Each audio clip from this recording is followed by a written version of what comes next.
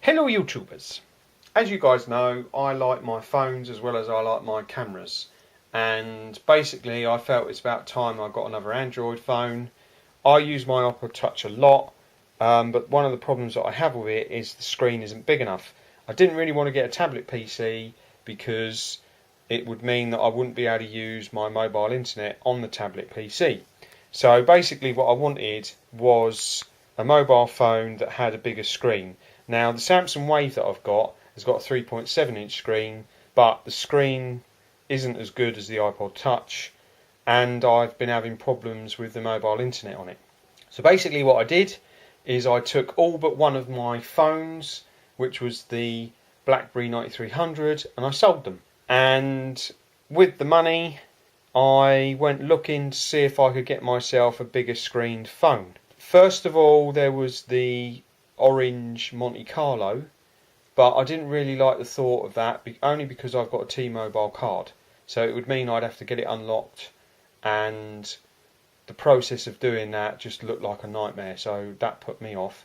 I must admit the 4.3-inch screen did sort of tempt me a bit, but because I didn't want to change my tariff, I didn't bother doing that. The next one that I looked at was the LG Optimus x2, but that was way out of my price range, so I couldn't really afford to get that. But the next one was the Sony Ericsson Xperia Play, and this is the one that I got.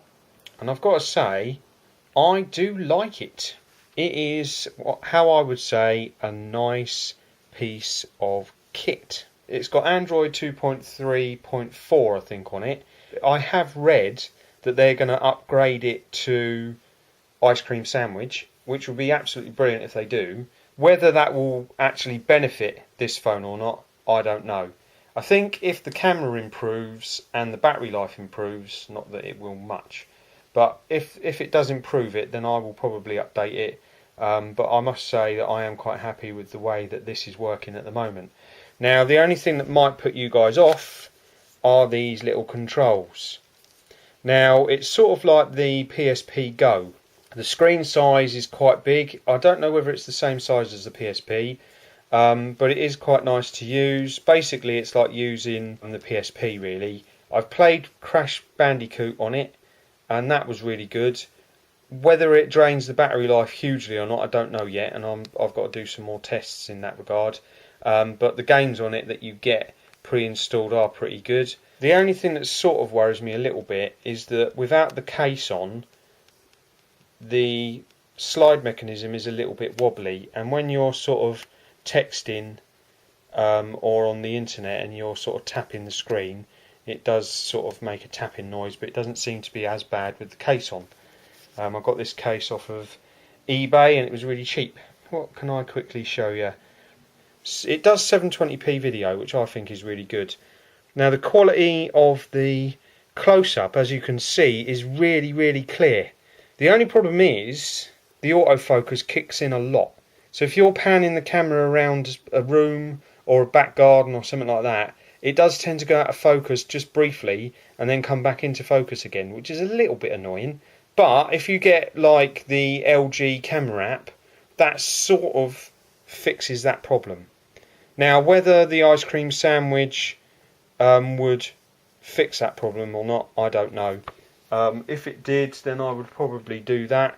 Also, if the ice cream sandwich gave this 1080p, then that would be good. But I don't really see how that would be easy to do, considering that it's only a 5 megapixel camera. So whether that is true or not, I don't know. What I'm going to do is do some video samples and put them up on YouTube later on, just to show you guys what the 720p is like.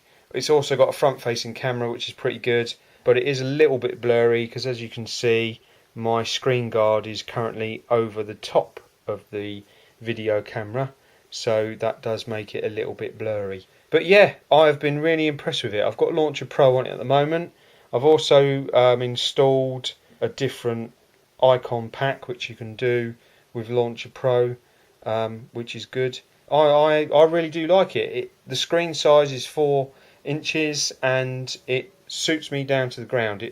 I've been using it heavily. I charged it up to 100% yesterday, and I must have been on the internet playing around with the camera and doing loads of stuff with it. Heavy use basically for at least 4 or 5 hours yesterday, and it only went down to 49%, which is pretty good. I mean, the Sony Ericsson X10 Mini Pro, I had to charge that after like 3 or 4 hours, and even the San Francisco went down quite a lot.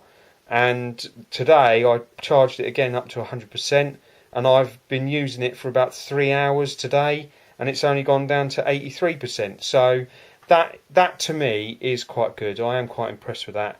But I do have the old sort of, keep the display on dim and all those sort of things just to keep the battery life up. What I'm going to do is continue to test it, see how it works, see what it's like in a week's time. I'll also put up some videos so that you guys can see what the camera is like. The sound on it is really good.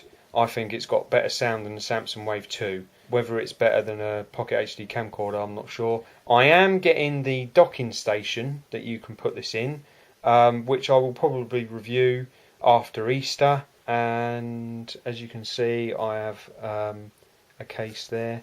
It came with a screen guard, which I was quite surprised at. So there you go, that's the Sony Ericsson Xperia Play. Not really for everyone, I would say, only because of these controls.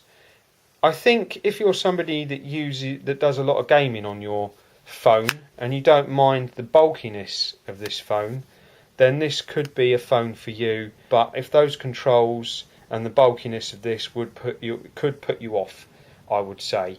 But for me, I'm quite happy with it, and it's the screen size that I wanted more than anything else. And so far it's been working really good, so I am really happy with it. So there you go, that's my quick look around the Sony Ericsson Xperia Play. I am still testing it, and I'll have to wait and see what the overall battery life is like.